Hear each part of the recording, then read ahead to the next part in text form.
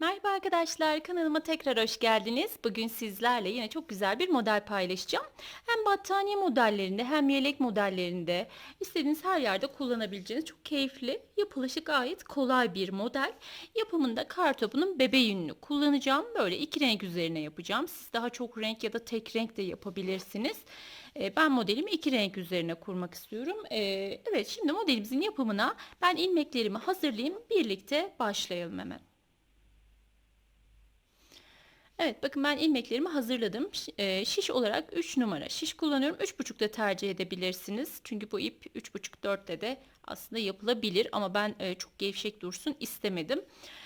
Şimdi ilmek sayımızı da çift sayı üzerine kuruyoruz. 2 ve katları üzerine olacak şekilde. Şimdi ilk sıranızda herhangi bir şekilde şöyle örmeniz gerekmiyor. Direkt modeli yapacak şekilde başlayabilirsiniz modelinizi yaparak. Ama taban kısmına lastik örerseniz o şekilde başlayabilirsiniz. Aslında lastiksiz de başlanabilir ama ben daha düzgün dursun diye ilk sıramda bir sıra ters örmek istiyorum. Şöyle sıramın sonuna kadar bir sıra ters olup ters olarak örüp daha sonra modelimi yapmaya başlayacağım. Tüm ilmeklerimi sıramın sonuna kadar ters olarak örüyorum. Hem ilmeklerimi modelimi yaparken daha rahat örmek için hem de taban kısmı daha düzgün dursun diye bir sıra bu şekilde sıramın sonuna kadar ters örüyorum. Dediğim gibi siz yelek, kazak ne yapmak istiyorsanız tabanına lastik yapıp onun üzerine de modelinizi yapabilirsiniz. Şimdi ben sıramın sonuna kadar bu şekilde devam edeyim. Daha sonra modelimize geçelim. Evet, şimdi sıramın başına geldim. Şimdi bu sıradan itibaren modelimizi yapmaya başlıyoruz. Şimdi 2-2 şeklinde kuruluyor modellerimiz. Her iki ilmek üzerine bir model denk geliyor. Sıramın başında hiç kenar ilmeği bırakmıyorum. Direkt ilk iki ilmeğimi bakın bu şekilde ikisini birden kesme işlemi yapar gibi düz olarak ördüm. Çıkarmıyorum şişimden. Şişimin üzerine bir tane doladım ve tekrar ördüm. Tekrar şişimin üzerine doladım ve tekrar ördüm. Şimdi bu iki taneyi çıkarıyorum. 2 ilmekten 5 tane ilmek elde etmiş oldum. Devam ediyorum. Yine hemen sıradaki 2 ilmeğimin üzerine bakın ikisini bir örerek düz olarak ördüm. Bir ilmek çıkardım. Tekrar şişimin üzerine bir doladım. Tekrar ördüm. Bakın 3 ilmeğim oldu. Tekrar doladım ve düz olarak ördüm. Böylece 5 tane ilmek elde etmiş olduk. Tekrar sıradaki 2 ilmeğimin üzerine yine ikisini bir düz olarak örüyorum. Bakın bu şekilde. Şişimin üzerine bir tane doladım. İkisini birlikte tekrar ördüm. Bakın bunu hiç çıkarmıyorum şimdiden. Tekrar doladım şişimin üzerine ve ikisini birlikte tekrar ördüm. Sıramın sonuna kadar ilk sıramda bu şekilde devam ediyorum. İkisini bir ördüm, şişimin üzerine bir doladım, tekrar ikisini birlikte ördüm, şişimin üzerine bir doladım ve tekrar ördüm. Böylece 2 tane ilmekten toplamda 5 tane ilmek elde etmiş oldum.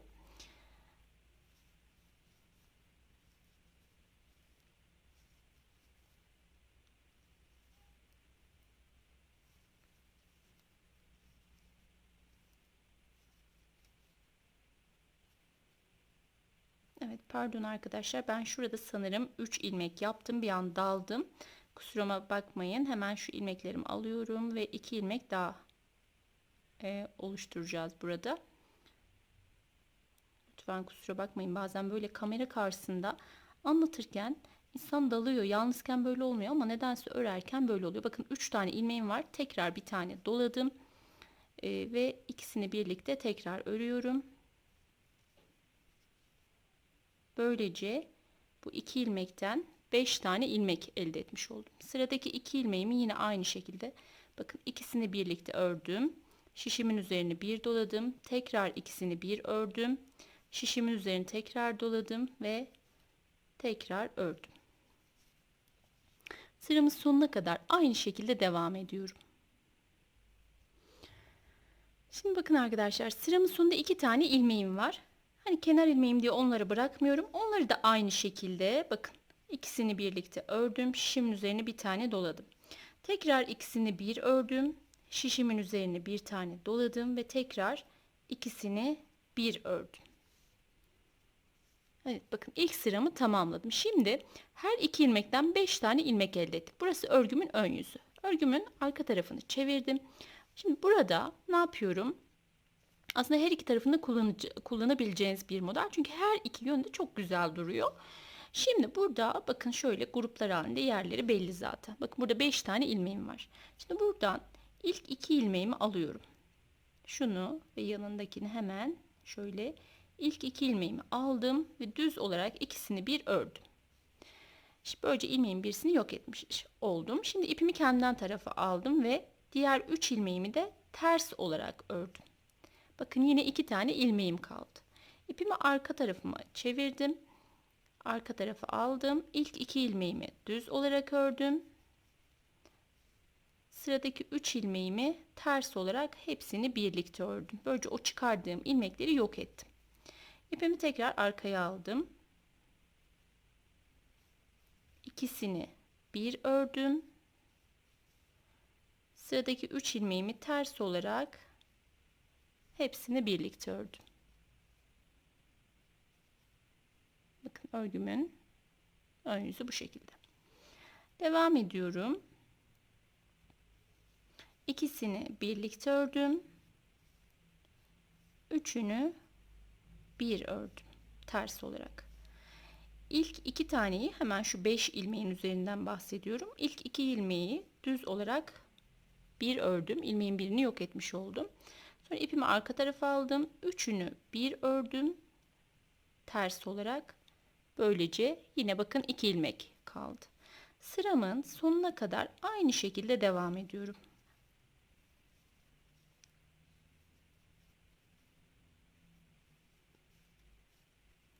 Modelimiz bu şekilde 2 sıradan oluşuyor arkadaşlar. Hep aynı şekilde tekrarlayarak ama biraz büyüdüğünde gerçekten ortaya çok güzel bir görünüm çıkıyor. Bakın bu 5 ilmek üzerinden şu 2 taneyi bir örüyorum düz olarak. İpimi öne aldım kendimden tarafa ve üçünü bir ördüm ters olarak. İpimi arkaya aldım. İlk 2 ilmeğimi düz olarak ördüm. İpimi öne aldım ve şu 3 ilmeğimi ters olarak üçünü bir ördüm. Böylece o çıkardığım ilmekleri kaybetmiş oldum.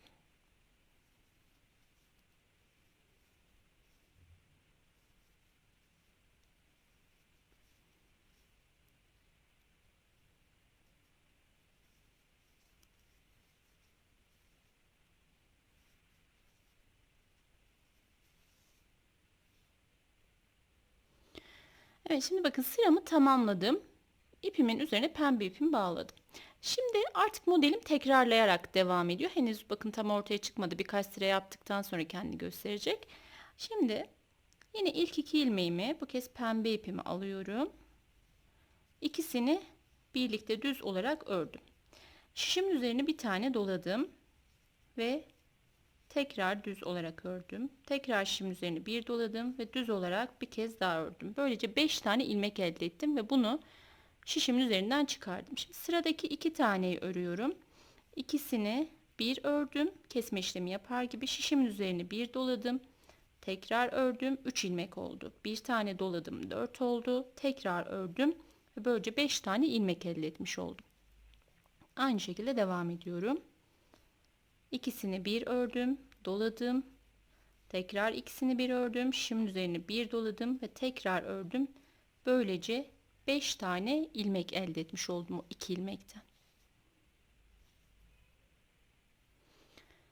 Evet, bakın şimdi sıramın sonuna geldim. Sıramın sonundaki 2 ilmeğimi de yine aynı şekilde ikisini birlikte ördüm. Şişimin üzerine bir tane doladım. Tekrar ikisini bir ördüm. Şişimin üzerine bir doladım ve tekrar ikisini birlikte ördüm. Böylece sıramı tamamlamış oldum. Bakın iki renkle kendini sanki daha çok gösterdi model. Hemen örgümün arka yüzünü çevirdim. Burası örgümün arka yüzü ama dediğim gibi ben burayı da aslında çok beğendim. Nereyi istiyorsanız her iki yönde kullanabileceğiniz bir model bence. Örneğin battaniye yapacaksanız her iki tarafını da farklı bir model kullanabilirsiniz yani. Şimdi sıramın başında iki tane ilk 2 ilmeğimi hemen şu 5 ilmek üzerinden söylüyorum. İlk 2 ilmeğimi şöyle alıyorum. Düz olarak ördüm. Şimdiden çıkardım. İpimi öne aldım ve bu 3 taneyi de ters olarak ördüm.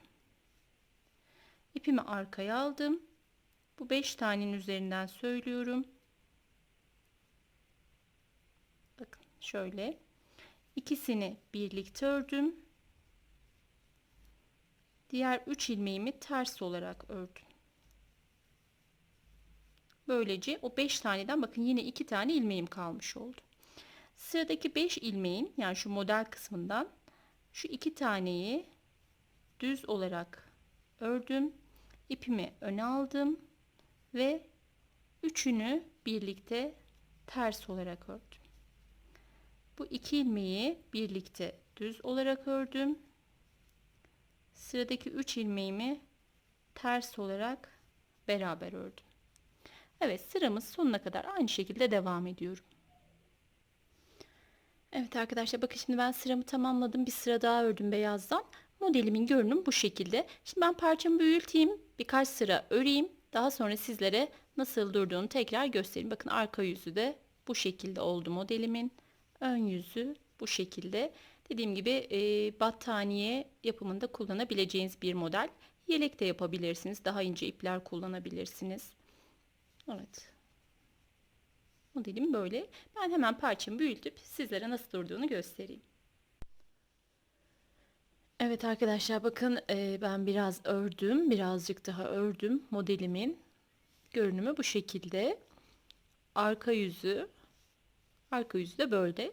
Eğer ki bu modelden battaniye yaparsanız bence burası gayet güzel duruyor. Böyle iki taraflı farklı bir modelmiş gibi kullanabilirsiniz. Modelimin ön yüzü de bu şekilde.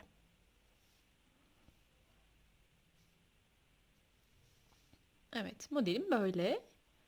İnşallah sizler de beğenmişsinizdir. Beni dinlediğiniz için çok teşekkürler. Hoşça kalın, kendinize iyi bakın, sağlıcakla kalın.